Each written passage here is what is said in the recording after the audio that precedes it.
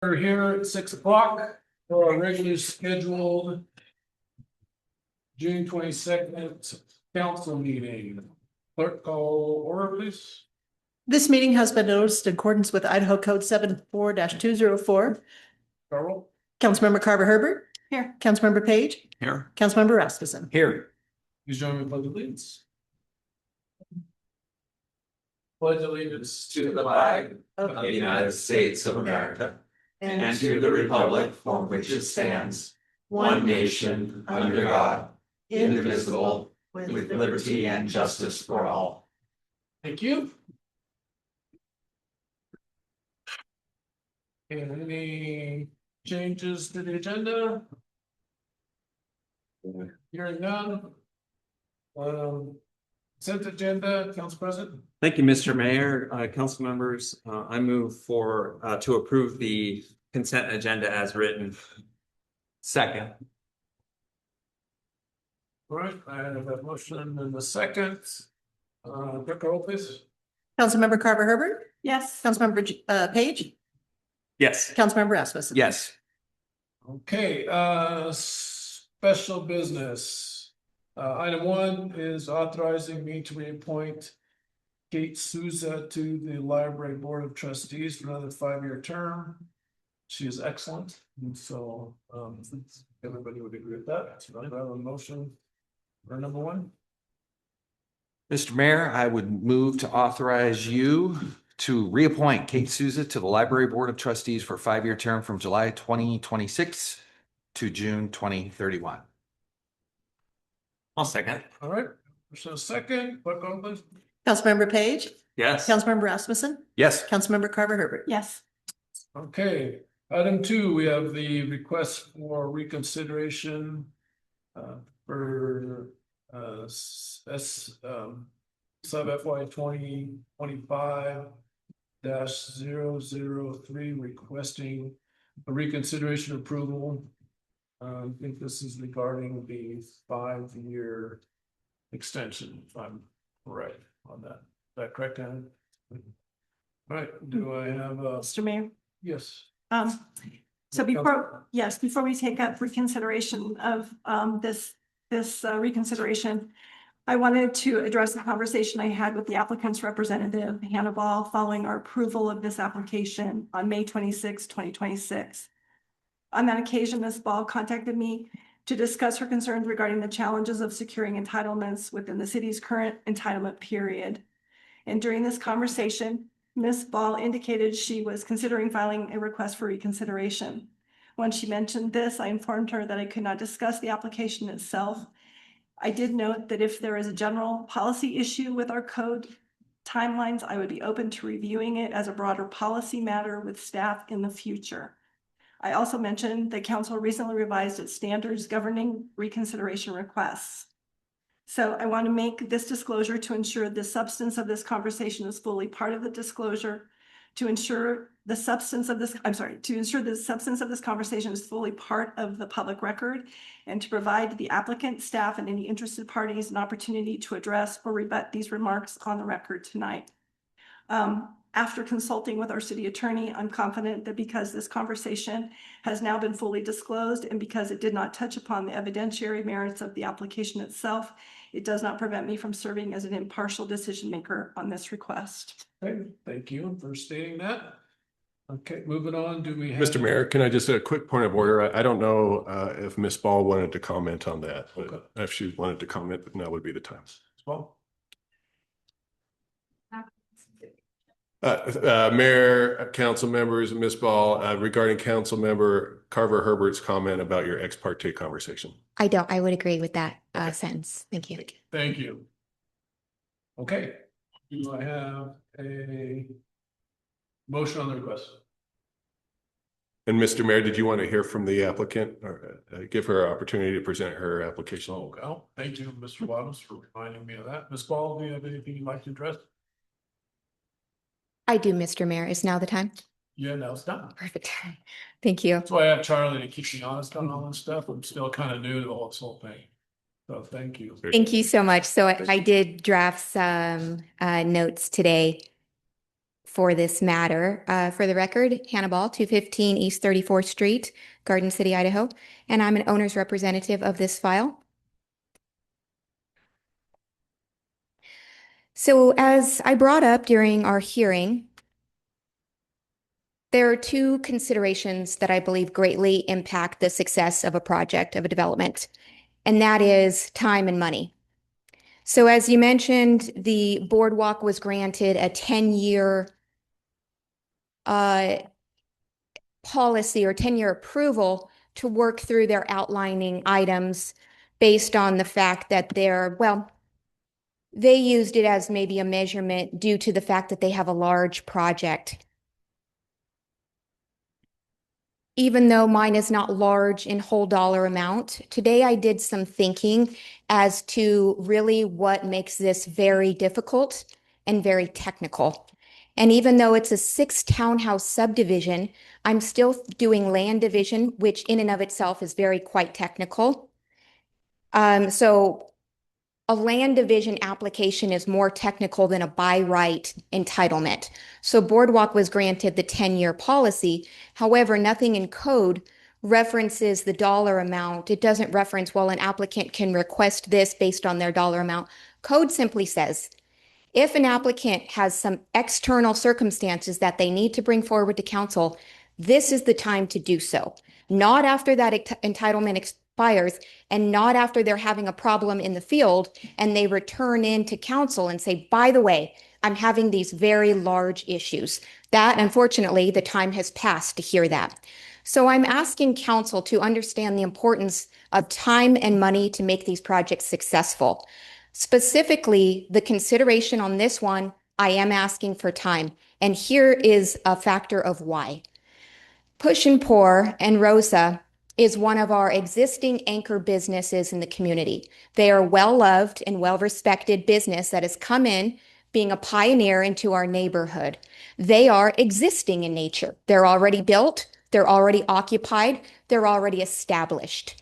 One of the factors that is a large problem is their trash.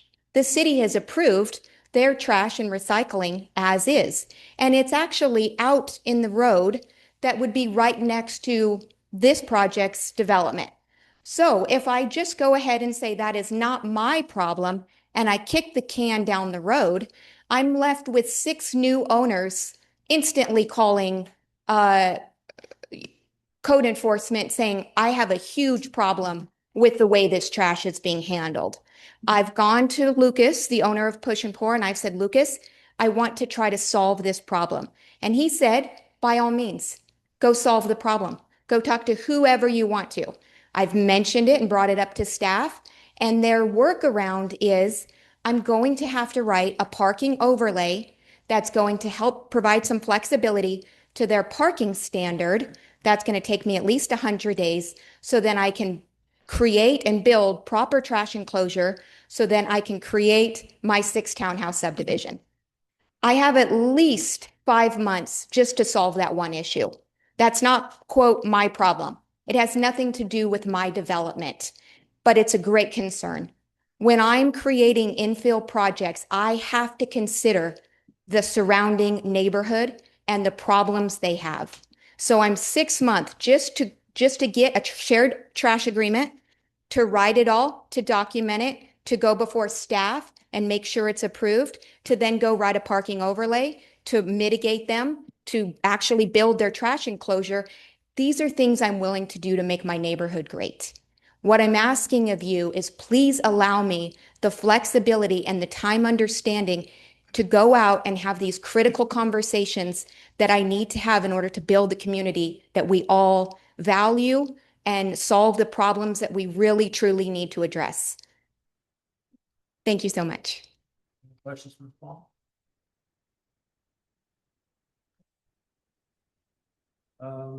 Just clarification, Mr. Williams, our current 2+1, is that right? Our current applications, there's 2-year process plus 1. Yes. Automatic extension. Yes, that's So my, it's yes. 3 years. Yes. Okay, all right, just want to make sure everybody was aware of that. Fine. Okay, any questions for anybody else? All right, do I have a motion?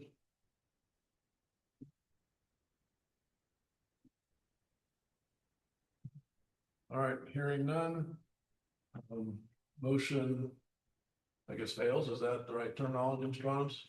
Mr. Mayor, the code, LUPA says, a written decision must be provided to the applicant or affected persons within 60 days of receipt of the request for reconsideration, or the request is deemed denied. So a no action is a denial of the request for reconsideration.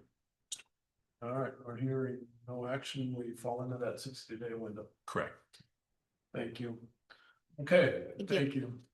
All right, moving on to item number 3, Council President. Thank you, Mr. Mayor. Council members, Garden City Code 8-68-2A states in part, the council shall have the authority to review any action taken through administrative process with notice or public hearing process when an appeal is not made, but the city council determines in a public meeting within 15 days of the final decision that there may be significant adverse impact to the city as a result of the final decision. Today we have one decision commonly identified as 207 East 35th Street. And the question is, does anyone wish to call out that decision as a significant adverse impact to the city? No. No. Mr. Mayor, the council doesn't wish to take an action on this item. Okay, all right. Thank you. Okay, good. And then number 4's monthly staff reports. They're in the packet. Any questions for any of the department heads that are here? Okay, no, if you do, you have their email and their phone numbers. Do that. Okay, moving on to item G. This is, we're gonna talk about the Ada County Development Impact Fees. Mr. Rutherford is here. I'll turn it over to you, Mr. Wells. Thank you, Mayor, members of the council. I have a legal memo in your packet that starts on page 41 of the packet. I think for tonight's purposes, I'm comfortable going forward with a second reading, but there do need to be some answers to some questions before the third reading. And I think Mr. Rutherford's here to try to answer any questions you may have. But there has been a change, as I put in my memo, and then in the ordinance. The ordinance starts on page 53 of your packet. There has been a change since the first reading. And the change is that we took out the coroner for impact fees. The first reading was for coroner, for the jail, and for emergency medical services. There's a question about whether coroner fits the definition, and without having to decide that today, the county indicated, I believe, they would be okay if we just simply removed coroner from the impact fees. And so that's what I've done. Let me get to that file I have recently. So, and I want to draw your attention then to where that's specifically reflected. It's on page 60 of your packet. And so I want to clarify this for the record and to make sure there's no confusion about what I did. I struck through the corner on page 8, and that's of the ordinance. So that'd be a strike through. If that's something that the council is inclined to want to do tonight, then for the third reading, I will just completely remove coroner altogether. So there's some references on about coroner on page 60 of your packet, or page 8 of the ordinance. There's a reference. There's a couple references, like on page 2 of the ordinance, which is on page 54 of the packet. It makes a reference to the coroner, and I've removed that as well. So that's what that strike through is. So that is consistent with what Meridian is doing. And so in terms of the math, over the weekend, because I'm not a mathematician, I was kind of scratching my head on what this looks like. So what I think it looks like, and what I want to make a record of, because it's not in my memo, is the reduced fees. So I think if my math is correct, and I think it is, this for a single family residential, the impact fees would go from $750, and these are all for new builds, down to $691, again, removing the corner fee. For the multifamily residential, it would go from $519 down to $478, because we're taking out the corner impact fee. For retail non-residential, it would go from $1,256 down to $1,217. That is taking out $39 for the corner. Then you have office non-residential, that would go from 750 down to 961, reduces the corner. And then just for the record, then for industrial non-residential per 1,000 square feet, I guess I should say for the commercial side of things, these rates are per 1,000 square feet. For the industrial non-residential, it would go from $217 to $210 per 1,000 square feet, and that's a reduction of $7, taking the corner out. And then lastly, we have a group, and that's called institutional non-residential. And per 1,000 square feet, it would go from $480 down to $465. So that's a reduction of $15. Again, taking out the corner fee. I did get some correspondence from Mr. Rutherford this morning. I did reach out to Mr. Rutherford over the weekend. Mr. Rutherford's always very responsive, and he's always happy to answer any questions we have. He has satisfactorily answered some, if not all, of my questions. But this is just a little squirrely. So just to catch you up to speed, the county would like the cities in Ada County to collect these impact fees. And the cities have been doing this at different paces. And so therefore, while my marching orders from Mayor John Evans were to just kind of hold off and wait and see what Meridian and what Boise is doing. And that's what we did for several months. Meridian is now going forward, and they are similar, not looking at the coroner fees, but looking at the jail and the emergency medical services, the EMS fees. So our proposal for the second reading, I believe, is consistent with Meridian. Boise has always been like the holdout or the last person to the party. Mr. Rutherford just informed me, I think today, that they are now moving forward, and I think he could probably speak to that in more detail. So it would appear you already have Eagle Star and CUNA. They are already adopted and published and perhaps are collecting these fees already. So you have Eagle Star, CUNA. I think they're already on board, committed, legally committed. You have Meridian and Garden City. They're going forward without the coroner. And then it sounds like Boise is coming around as well. So it would appear that all the cities in the county are on board, at least with jail and EMS. The coroner issue, we do not have to decide today. And I think that is really what I wanted to say for this second reading. I usually try to get the ordinances to be in a final version by the time it gets to mayor and council, but on this one, I was instructed to expedite, and I did not. This is the first opportunity I've had to ask the mayor and council if you were comfortable going without the coroner, or if you still wanted the coroner in there. So I stand for any questions. I know Mr. Rutherford stands for any questions, and with that, I think that's my presentation for now. Thank you. Any questions, Mr. Morris? Okay, here, Mr. Rutherford, you are on. Thank you. Thank you, Mayor, members of the council. Steve Rutherford, 200 West Front Street in Boise, here representing Ada County, and I'm happy to answer any questions you all have.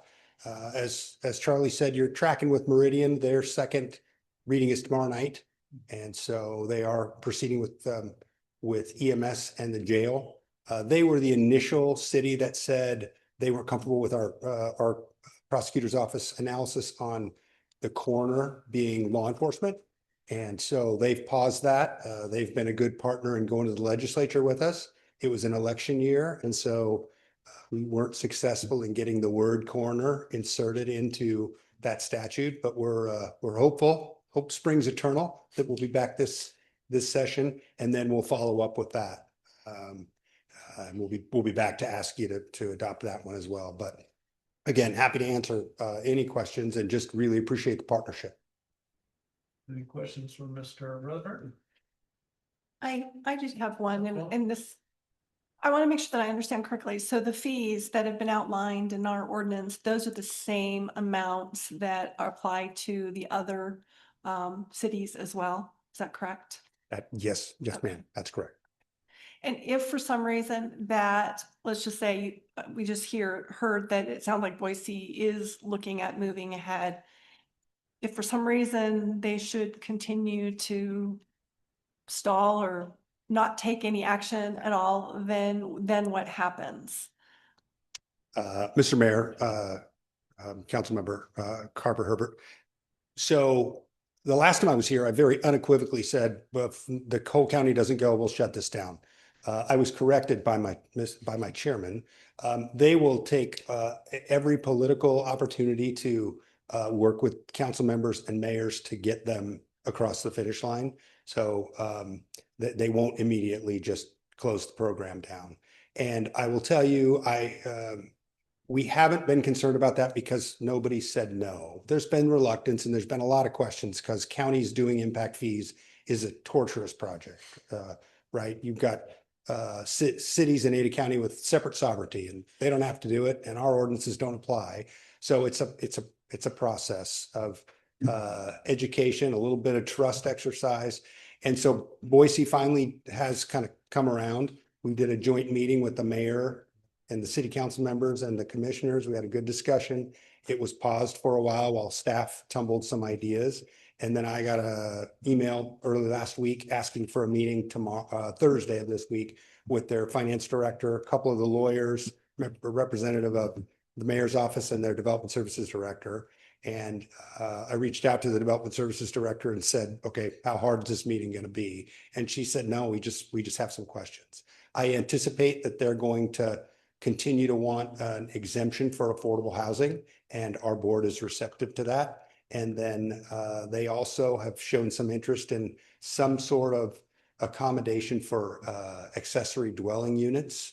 And so, the commissioners have said, we're listening. Let's work through these issues. So I feel like Thursday is a good sign, and we'll go and just, again, keep plugging.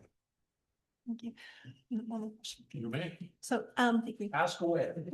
So, you mentioned additional exceptions or accommodations that Boise has requested. Has any of the other cities requested any accommodations?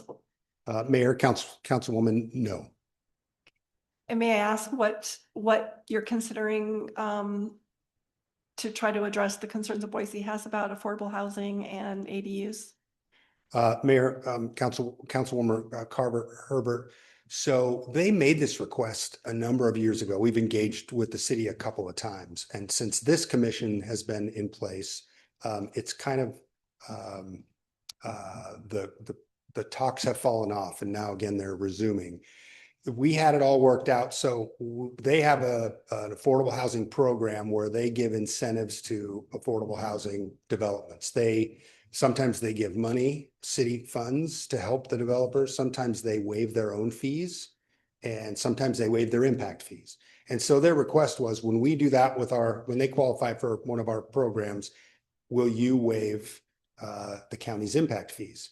And the board at the time said yes. And this board budgets every year $300,000 for that endeavor because for impact fees, you have to keep the fund whole. So if the board agrees to waive affordable housing or impact fees on an affordable housing project, we have to take whatever that figure is and we have to fill that bucket. We have to pay with county money to put in there and keep the impact fee fund whole. And so the board's done that for 5 years, I think. And we never have, we don't have impact fees with Boise. So that has just been an exercise in good faith, I guess.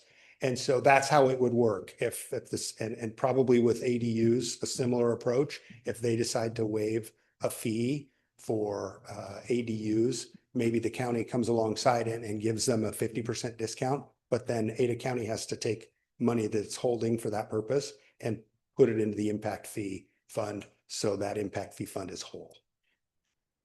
So the follow-up then that those funds that you would take would be coming from that special fund that you have set aside? Or are you saying that it comes from somewhere else within the Ada County budget? Mr. Mayor, Councilwoman, the board budgets every year out of all of their revenues. So it's, some combination of sales tax, distribution, liquor revenue, and property tax, but they do set that aside. And I think I anticipate that's the conversation we'll have with Boise. The board has been willing at this point to do $300,000. If the waivers with the city for affordable housing and or ADUs exceed that amount, the board might say that's our ceiling. So we'll waive up to this point till we exhaust that fund every year and then we're done. I'm not sure exactly what they're thinking and I'm anticipating a little bit with Boise, But yes, that fund is specifically set aside for that purpose. And I think at this point, if that was exceeded, we would be done with the waivers for that year anyway. Okay, thank you. Thank you. I'd like a follow-on question to that. So I just want to make sure I understood that correctly. So is that 300K, is that strictly for Boise? Is that for all cities that participate in affordable housing development? Mr. Mayor, at this point, it's just for Boise because they're the only city that has requested that. And again, they haven't taken the next step of actually adopting the impact fees, so it's kind of been a pointless exercise. But at this point, it would just be for them. If at some point Garden City decided, you know what, we think that we need to prioritize something, affordable housing, ADUs, and whatever that might be, it would be a conversation with the board, and we put that in statute or in our ordinances and our agreements and make it happen. Is it the way I understand it, is it kind of like a matching fund in a way? So you're only doing it as if they waive their fees. If Boise waives fees, you'll also waive fees. It's not, you waive your fees only. That's what I wanted. Okay, so Mr. Mayor, that was. we do it, you do it. Okay. Yes. So the reason I'm asking is if we have an opportunity, and we have some affordable housing development or multi-income or whatever you want to call it in Garden City, do we need to go and we want to participate in that? And as a city and the council decides they potentially want to waive some fees for some multi-income housing, do we have to wait till the next fiscal year, or can we come mid-year and say, hey, we've got this opportunity, we're planning to waive some of our fees, we'd like you guys to waive your fees as well? Can we do that mid-budget year? Mr. Mayor, I think probably the best time to do that is if you're contemplating that that's something that the Garden City would like to have happen, we should contemplate it, put it in the ordinance and put it in the intergovernmental agreement and kind of work out that language about how it will work.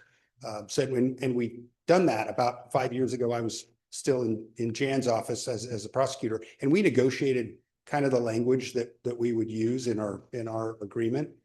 For how kind of mechanically that would work. So if you're interested in pursuing that, it's not too late to do that and just get it in your ordinance. And then from the time, your impact fees go live, that language is operative and you all can do that. Get fees. Thank you. I think I'd like to get council's feedback on that. I think before the third reading, I think that might be something we want to consider, because particularly if we are successful in our opportunities on it, might bring some of that development into the city.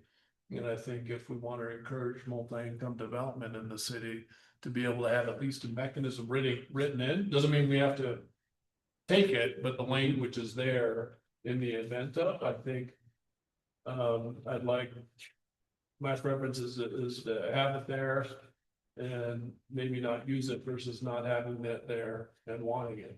To have that opportunity. And so if you are in agreement with that, maybe that's something that Mr. Wadhams can put in there before we have our third reading on that. So that's just a question for council. And then one other question on the corner fees, since 3 of the cities are paying in the corners and 3 cities potentially not, and we're kind of undecided that. Where does the money come for the corner? Otherwise, is it kind of to Councilwoman Carver Herbert, is it just come out of the general fund then that you buy that? Yes, Mr. Mayor. It's just It's like covered. the days before impact fees. So those are sitting in a fund. We haven't expended any of those, and there's not any short-term plans to do that. But yes, they come out of the cities or the counties, general fund. Okay, and then if Boise just decides last minute to say the heck with it, we don't want to pay impact fees, then what I heard is we really don't know what happens. We'll just cross that bridge when we get to it.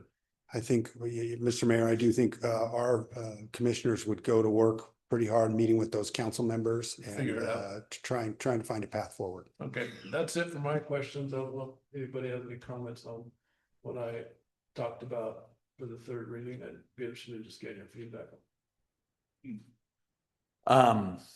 Mr. Mayor, thank you. And that's an intriguing idea. As I think about it, the whole point of impact fees is for new development to help fund critical capital things that need to get done. And new people, new development is new development. So I'm leaning towards not adding that, or not desiring to add that to our ordinance. I'd rather pull different levers to try and make housing more affordable in Garden City, you know, from a supply standpoint. But that's a whole separate topic. But I think as I think of the definition of impact fees, I think I don't feel like it's the right thing to do to give somebody a break on impact fees when it's still people moving into an area that are going to need those services. Good point. So that's where I land on it. But I appreciate the idea though. And I had to think quickly about how I felt about it. Well, to be honest, I hadn't really thought it through either. I just Yeah. like, oh, that sounds like a good Yeah. idea if we want to encourage multi-income housing, but I hadn't thought of that from that perspective. Yeah. Council members, thoughts? I arrive at the same position as Councilmember Rasmussen, perhaps for a different reason, but I really kind of view that as government subsidizing the profit to developers. And so that's a label that doesn't sound as nice as supporting affordable housing, but in essence, that's what it is. A credit in a fund that must be made whole is a bite out of government that profits a developer. So that's not growth paying for itself. No, now that I think about it, again, I didn't think about this before I asked the question, is the developers that are in that affordable housing or they already get credits from the federal government for that development already, right? You know, in the form of a subsidy if they hold on to it. So they're getting one subsidy from another location, not necessarily two. So, okay, that's a good point. Mr. Mayor, it's a complicated puzzle, and the creativity I love. I love the creativity, but I always want to step back and ask this question: is growth paying for itself? Because I think that's a very Idaho way of viewing growth. I agree. You know, kind of if you go out and sit down and have a taco with somebody in Garden City and ask, should growth pay for itself? That answer is always really yes. Yeah, no, I agree. I think about more and then I think what the city has done, and I think if you were to ask, you know, Neighborhood Works or the Gem State Allowances, Garden City's probably done more than any other city in the state from a code perspective to encourage affordable housing. So we have done a lot of stuff already. So it's a good point. So, right. Well, and just my final comment is I would say I probably would lean a little bit more toward being open to it, but I would say probably not yet, because we at this point as a city don't really have any programs set up to really even discuss the topic. And I think that we're probably a ways before we would be in that situation. So it'd be more from that reason. I mean, I respect my colleagues, you know, the point of view of all of them. I think they're right. And I would say probably, I mean, I think what really sways me to not do it too is because I think I hear so much from people that you know, our residents want growth to pay for growth. And I guess the reality is if there's an emergency call that comes from someone who lives in perhaps some housing that is below market rate, it's still a call that has to go out. So I guess I find that argument to be somewhat persuasive. You know, at the same time, I really would like as a city for us to continue to find ways if we can to try to encourage that multi-income housing as you've discussed. Well, that's a persuasive argument. I think you persuaded me. I just kind of thought of it. So, Mr. Waddams, stand out. And just, Mr. Mayor, just one more opportunity to state something that we should all remember. that our legislature in 1992 established the state housing trust fund, and since that time it has not been funded. I would agree, and I think everybody should put pressure on our legislatures to fund that, So so. a tool exists that it really still isn't being utilized. At the state level, anyway, so, good point, almost an exclamation point on that. Does anybody have any further questions for Mr. Rutherford? Okay. I'd like just a comment. I really would like to thank you, Mr. Rutherford, for really your responsiveness to questions. Mr. Wadhams mentioned that responding on a Sunday, and then I remember I had a question earlier, and was just really so grateful for the depth of the response I received that you put time and effort into, and I'm grateful for that level of response. It just warms my heart. That's how government should work. And we appreciate Thank you you. actually coming here in person to answer questions as well, so thank you for that. Very welcome. Thank you. Thank you. Well, Mr. Mayor, point of order, before we get to the second reading, I neglected one thing I wanted to talk about, and that's the intergovernmental agreement, because we will need one. We just don't have one finalized yet. And so Mr. Rutherford and Axe, the attorney that's working for the county prosecutor's office, and myself have been going back and forth also with the Development Services Department to come up with something that both sides are happy with.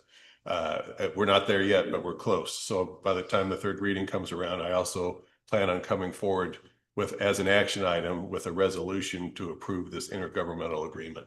One thing in the intergovernmental agreement that I'm curious what the council would like it to say is, if Boise ultimately opts out, is that a deal breaker for this city, or is the city willing to go forward with the impact fees even if Boise or Meridian opts out? That would be something that I would like to incorporate in this intergovernmental agreement. Thank you.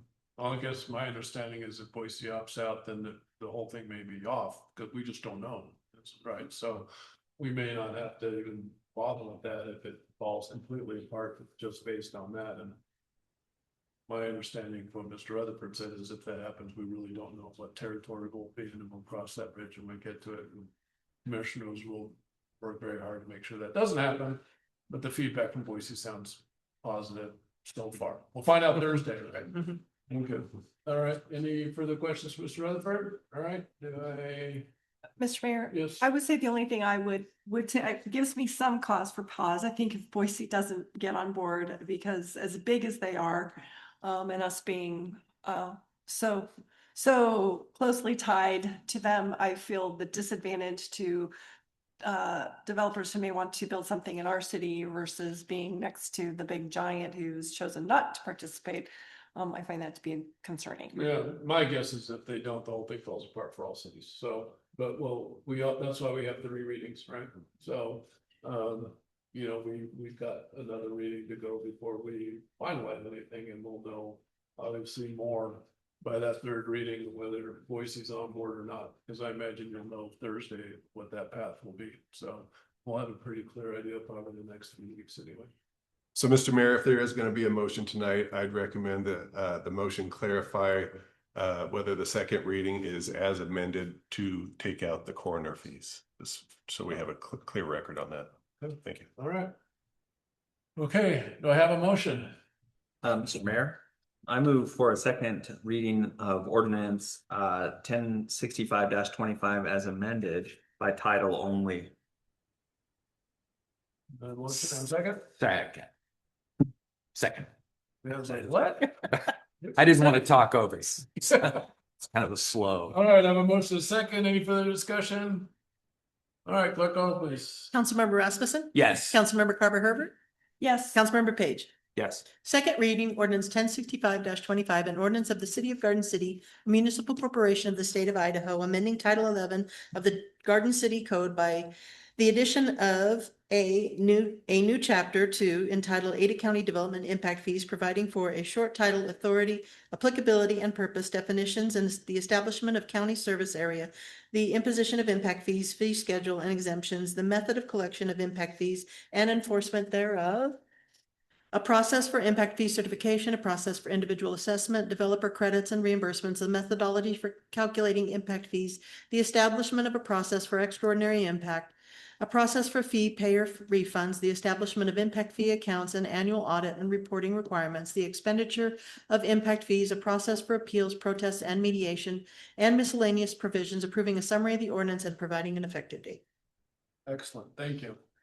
Mr. Rutherford, we'll stay tuned. Thank you for coming. Thank you. All right, moving on to item G2. This is our third reading of the Intermountain Gas Company. We've read it twice before. Mr. Walms? Thank you, Mayor, members of the council. This is going to be really short because nothing has changed in this ordinance. It's in the same version as at least the second reading. I think probably the first reading as well. So we have made no changes. I did reach out to Intermountain Gas over the weekend, and Mr. Watkins responded this morning saying that he saw no issues. He thinks it's ready to go for adoption and publication. I think it's also ready to go for adoption and publication. My memo, just for the record, I have a memo on page 78 of the packet, excuse me. I have a memo on 78 of the packet, and the actual ordinance is on page 86 of your packet. The main thing I should say right now is this is a license for that's good for 20 years. So this is going to be what the law is in relation to Intermountain Gas for at least the next 20 years. With that, I stand for questions. Thank you. Mr. Walms says automatically reviewed. Do we do this whole thing again in 20 years? So, Mayor, members of the council, there is an automatic renewal clause, a forever clause that's in there. One of the things I negotiated though is that before that automatically renews, I made sure we had a provision in there that they have to give us a 30-day notice ahead of time because there's a high likelihood that nobody in this room will be in that room in 20 years. They might not know anything about this agreement. So they need to give us 30 days notice before it automatically renews in case the leadership at that time in 20 years want to revisit any of the terms. You never know though. You never know. All right. Any questions, Mr. Walms? Mr. Okay. Mayor, I just want to say I was grateful to the public utility for hearing and being responsive to the request that's found in section 11 of this ordinance, wherein when the franchise is surrendered and the utility reclaims its infrastructure, that they will or shall restore the city streets and alleys damaged by the salvage operation, and I just really appreciate them doing that for us, really without any hesitation. And with that, I would move for a third reading of ordinance 1066-26 by title only. I second. All right, motion second. Clerk, call roll please.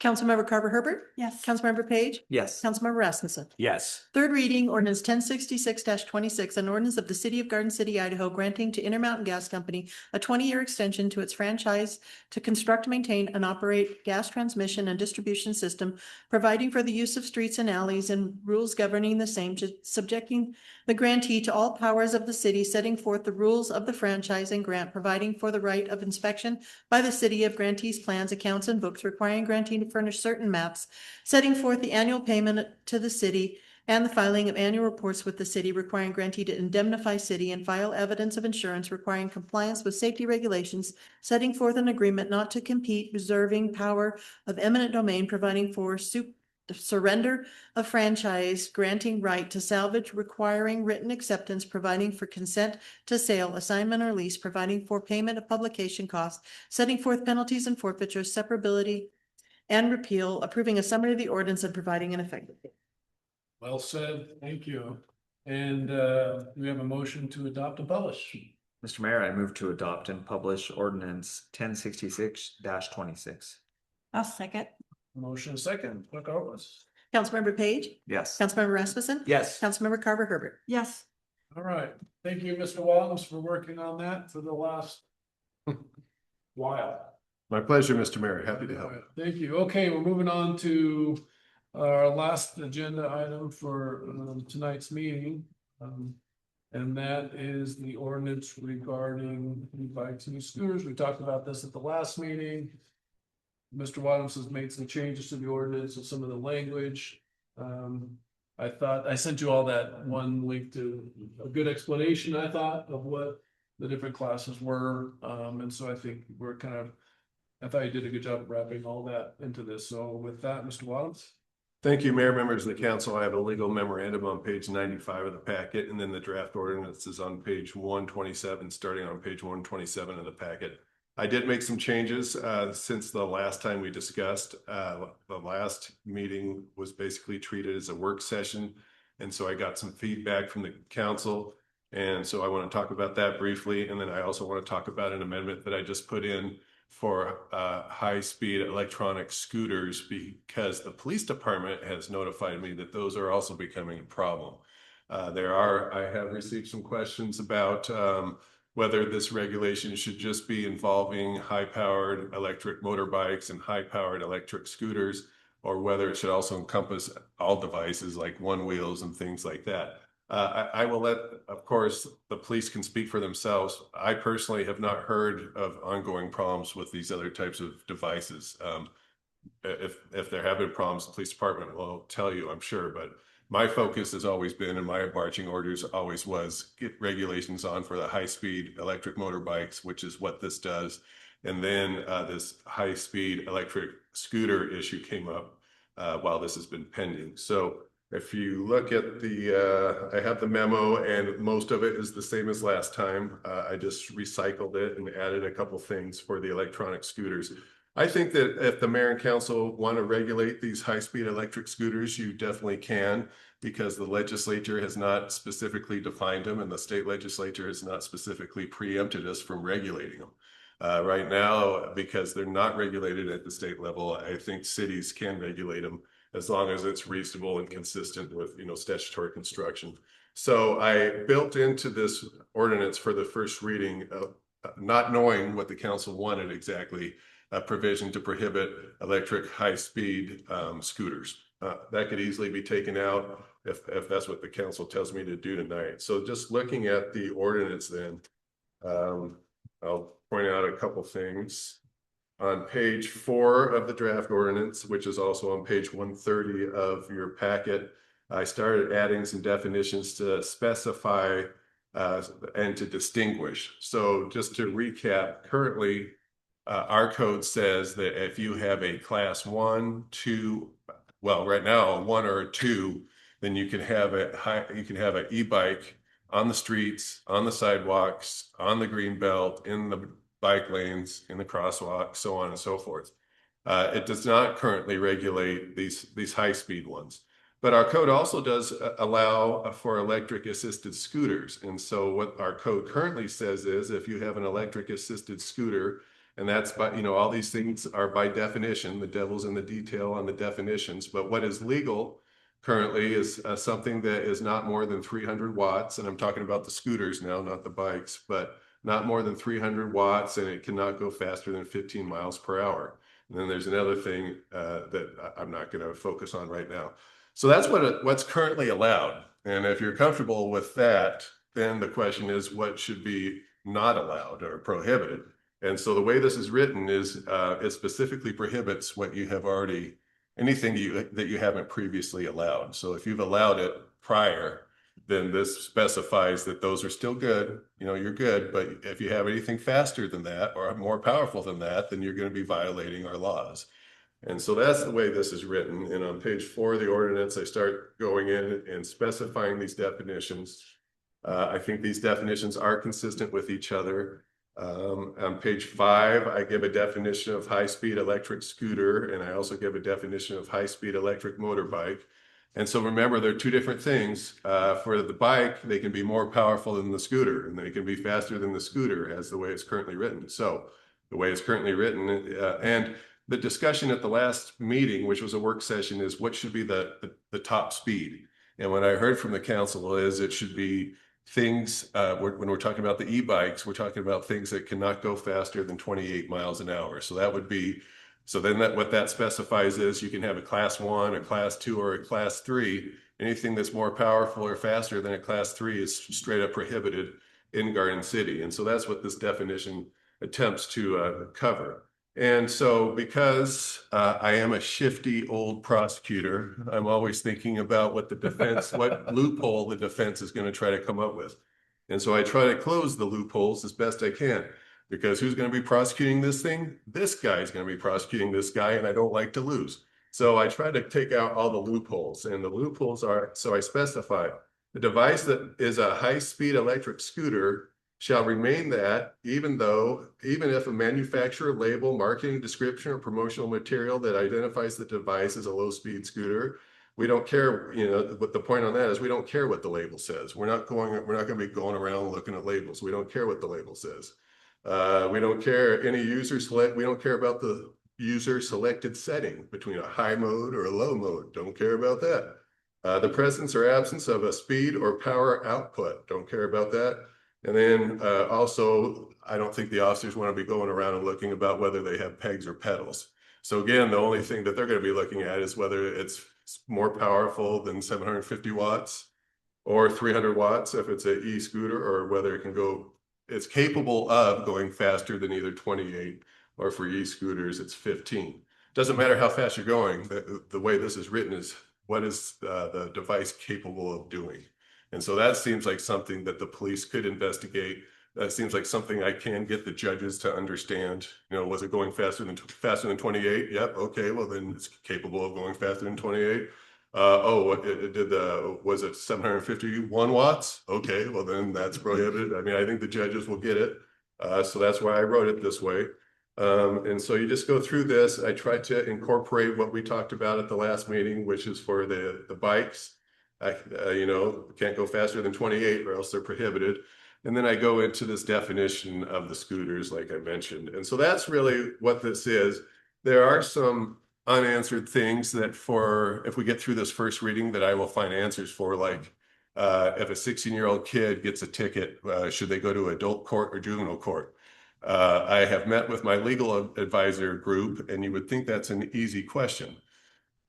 Because it is an easy question if you write it under state code. If you write it under state code, under Title 49, juveniles go to adult court. So that's for traffic offenses. If a juvenile gets a DUI, they usually go to adult court. So that's a jurisdictional thing. What's less clear is if you have a traffic-related offense written under municipal code. And so that's something we're trying to figure out. I heard the council say, I think I heard a quote last time from a council president that said something like, let kids be kids. And so send them to juvie court. And so that's what I'm trying to do. I'm just working through the rules to make that happen. Another thing that I think I heard is the penalty. The way it's currently written right now is it's an infraction. Any type of violation is an infraction punishable by a fixed penalty of $300 plus court costs. I think that's what I heard last time, but I also heard Councilmember Jorgensen indicate that she wanted an option for misdemeanors. And so I could easily put that in, and I've put in my memo some options on that.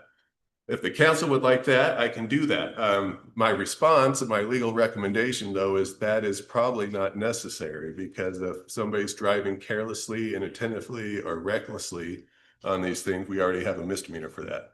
So I don't know, it might be redundant. That's not to say that we couldn't do it, but my advice is I don't think we need it. We have other misdemeanors at our disposal, including the Greenbelt one. So the Greenbelt one currently says if you are on any device and you are going too fast for conditions, that's an infraction. But if you cause property damage or you hurt somebody, it's going to be a misdemeanor. So we already have that. We could charge that for these in that situation. So again, I am here to serve. Whatever the council tells me to do is what I will do, because legally you go through door number 1 or door number 2. But currently it's written for a $300 fine plus court costs as an infraction.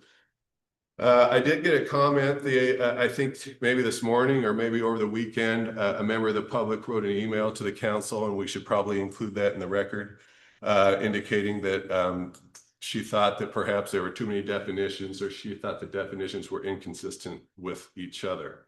That's what I think I read from her. My response, because it was sent to the council, and we'll include that in the record, but my response is I wrote it the way I wanted it so I could enforce it in court. And so it'd be something that's relatively simple for the investigating officer, simple for the prosecutor, and simple for the judge. Remember, if it's an infraction, it goes to a judge and not a jury. So I need to get a judge to understand what this says. And so the other thing that's important is this code amendment amends 2 different titles in our code. It amends Title 5 and it amends Title 10. So that's why I have definitions in both of those titles, because they're completely different titles.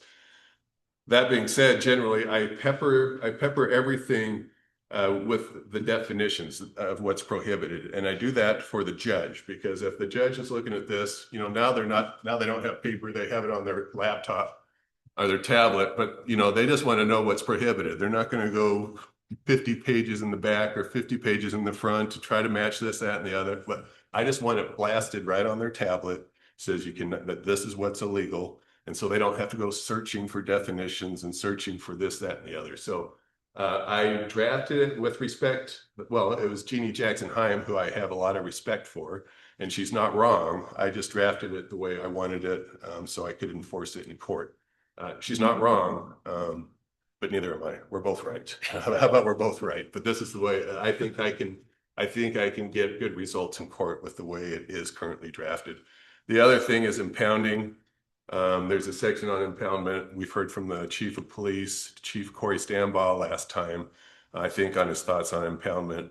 The takeaway on that is it says the officers can impound. It doesn't say they shall impound. So it's just giving the officers some discretion.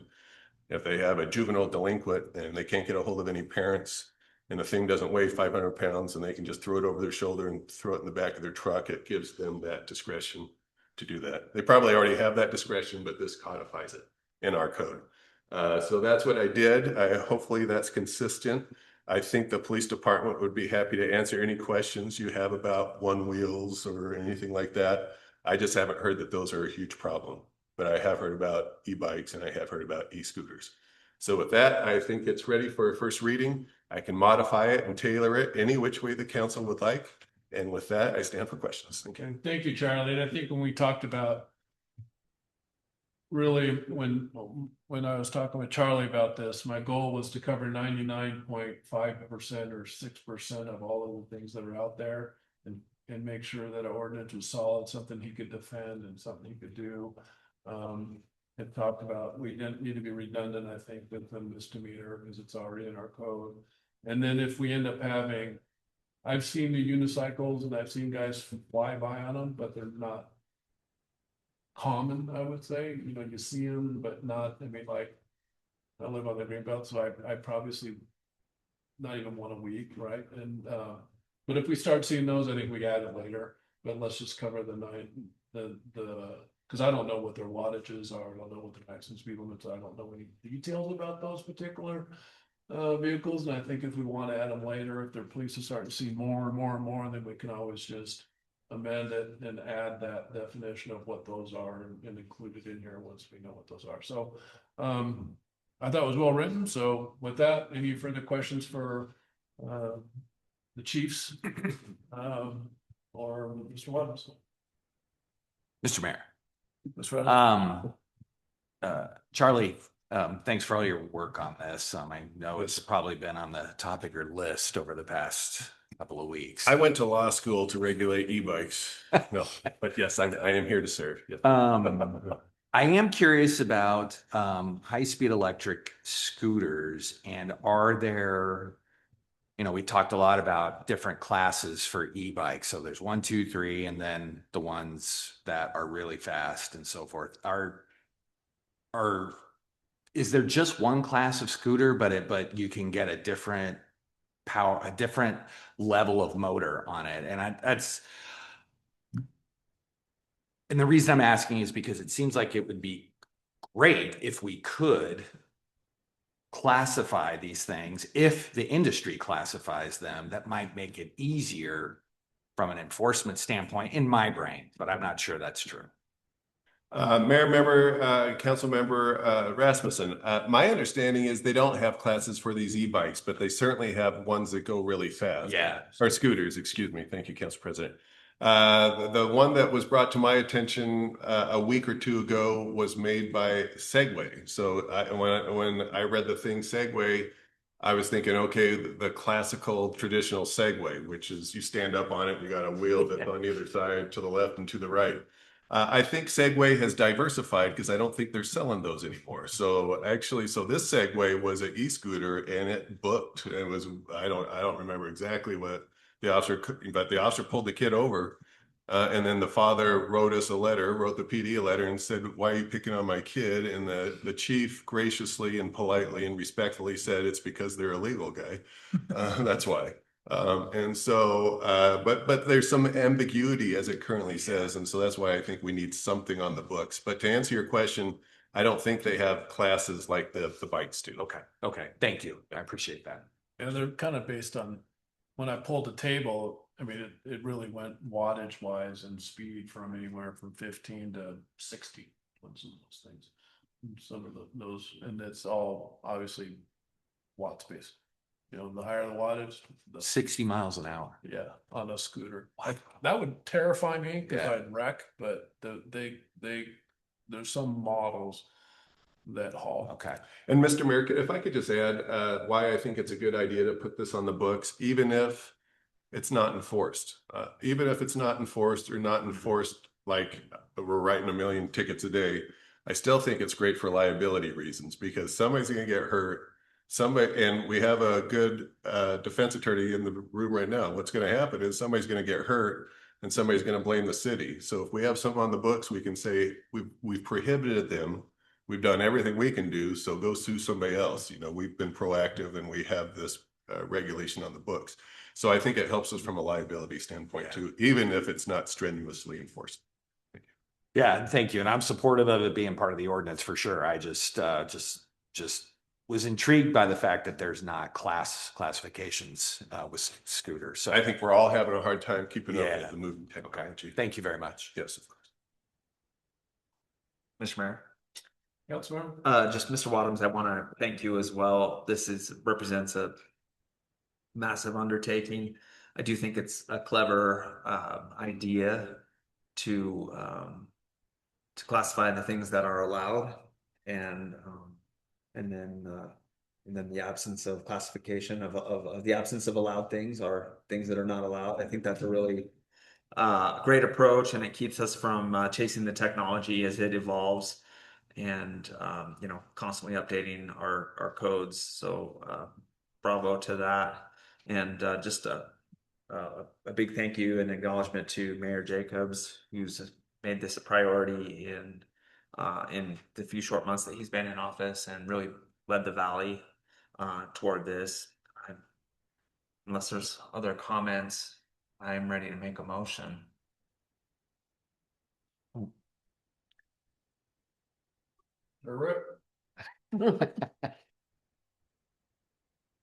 Mr. Mayor, I move for a first reading of ordinance 1086-26 by title only. Okay, clerk call please.